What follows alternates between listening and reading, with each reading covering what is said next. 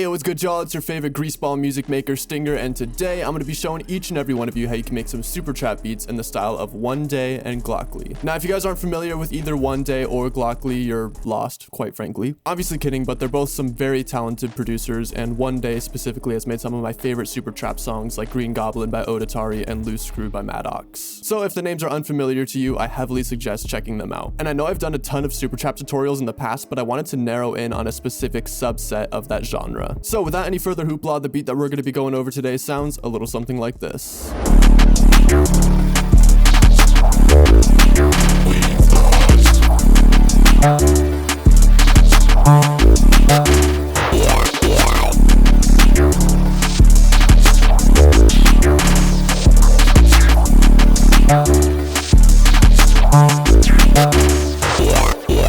So let's just jump right into this. The first thing I'm gonna go over is the melody, and for these kind of beats you want the melody to be stupid simple. The first thing that I pulled up is a multi-layer ARP from Electra X, being the Space Vista H, and literally look at this pattern. I have it playing D on the root note 1, 2, 3, 4 times, and guess what? I have it doubled in the octaves 1, 2, 3, 4 times. It's literally as simple as it gets. For these kind of beats, I like to keep the root note stagnant, being at one note, because that makes the beat sound a whole lot more dark, and it also gives it a little bit more tension and suspense. So this is what the first aspect of our melody sounds like.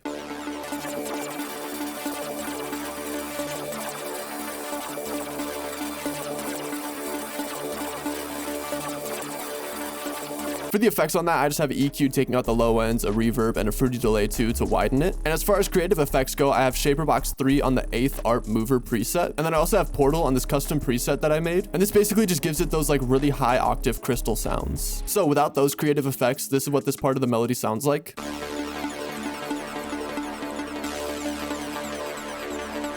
And this is what it sounds like again with the effects.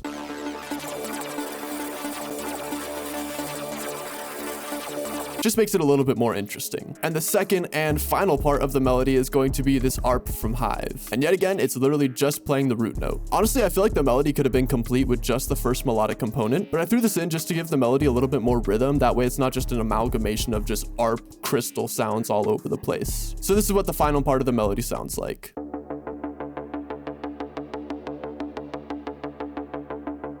And kind of unnecessary, but I might as well show it. This is what both the melodies sound like together.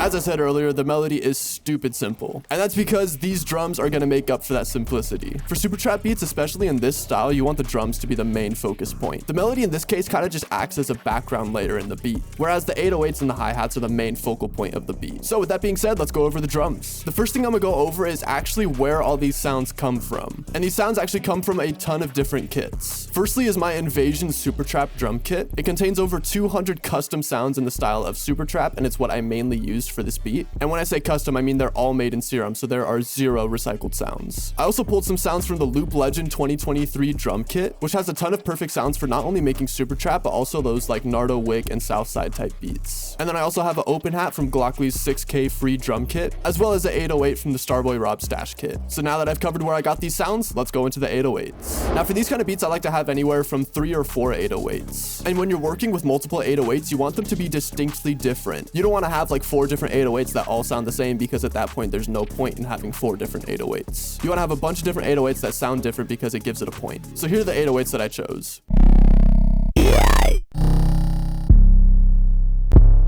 So now let's go over the actual pattern itself. For my Supertrap 808 patterns, I like to have one foundation 808 and then other ones that build off of that pattern. So for this beat, our foundation 808 is playing a pattern that is spanning in multiple octaves, but leaves room for the other 808s. And a nice little trick to introduce more notes that aren't your root notes is to use the perfect fifth of your root note. And you can find that by just taking your root note and putting it up by 7 semitones. And boom, there you got another note to play around with. So this is what that 808 pattern sounds like.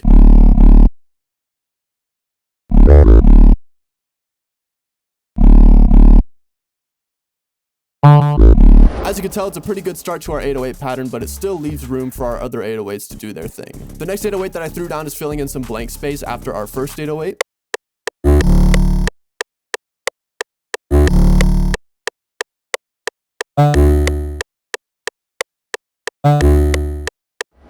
next one after that is filling in some blank space after the previous 808. And as you can see here, yet again, we're playing around with that root and perfect fifth interval.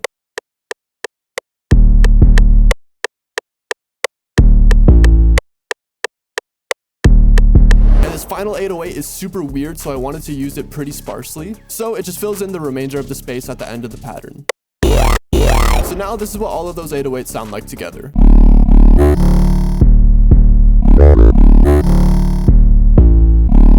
As you can tell, we already have a super weird and chaotic foundation to build the rest of our drums upon. The next thing I threw down after that is a couple of snares. Now, generally with Supertrap beats, I don't like to just do the basic snare pattern. Instead, I like to go with this little offset drill pattern. This just makes these beats that much more chaotic and a little bit more unpredictable.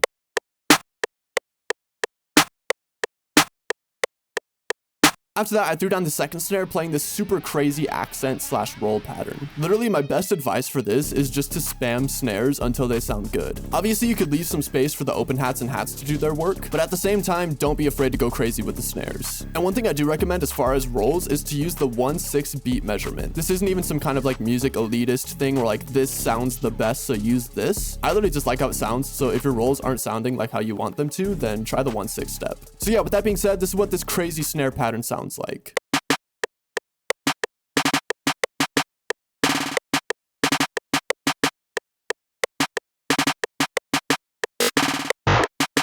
Alright, so now that we've covered the snares, let's go over the final couple things, being the hats and the open hats. And boy, would you take a look at this beautiful hi-hat pattern. This thing is spanning like 5 different octaves, and that's exactly how you want it to be. And this hi-hat pattern is actually a MIDI from my Invasion Supertrap kit. Literally, each of those hi-hat MIDIs took me like 5 minutes to make. Like, these are super meticulous. But the end product is well worth the effort. But yeah, if you don't want to use a MIDI, basically just start off with a basic hi-hat pattern on one note, and then just spam a bunch of rolls that don't stay stagnant in one note. Make them go all over the place. And don't be afraid to toy around with different note lengths as well as different step time measurements. Use the 1/6 step, use the 1/3, use the 1/2, use the 1/4, use triplets, do all this kind of weird stuff. So yeah, with that being said, this is what this pattern sounds like.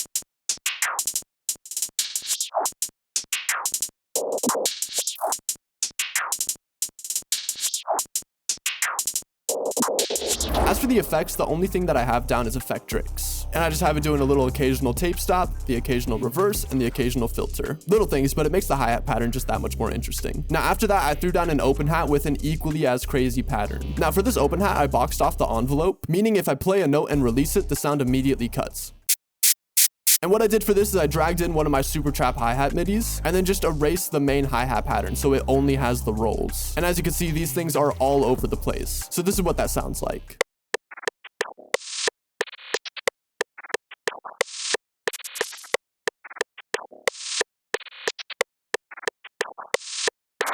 Alright, and then after that, I just have down 2 more open hat patterns. Literally, for these beats, don't be afraid to use multiple sounds. Don't be afraid to use multiple 808s, multiple snares, multiple hats, multiple open hats. Just go crazy. This open hat pattern is much more simple, and I just have it playing in correlation with our first 808. And our final drum pattern is this open hat, basically just acting as an accent. I have it playing a pretty sporadic pattern up here, as well as the occasional low octave note, as well as some slides. Not really much to go over here, just go crazy, use low octaves, use some slides, and it'll sound sick. And this is what that sounds like.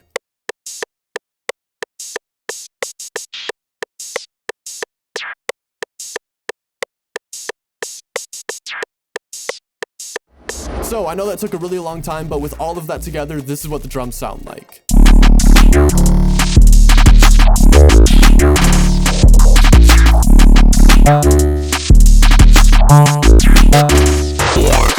Alright, and I know this tutorial is getting pretty long, but I do want to cover one more thing. And that is something specific to One Day's style that I really appreciate. Being that basically every 8 bars in his beats, something changes. Whether it be introducing a new 808 pattern, using a different sound, replacing a sound, something is changing, and that is super refreshing. So for this beat, here's what I did. I play our whole drum pattern, but it's excluding that super crazy open hat pattern as well as the second open hat pattern. In the next 8 bars, I just have it playing our entire drum pattern. In the next 8 bars, I introduce some octave variation in our foundation 808, and then instead of using a snare, I'm using a rim shot.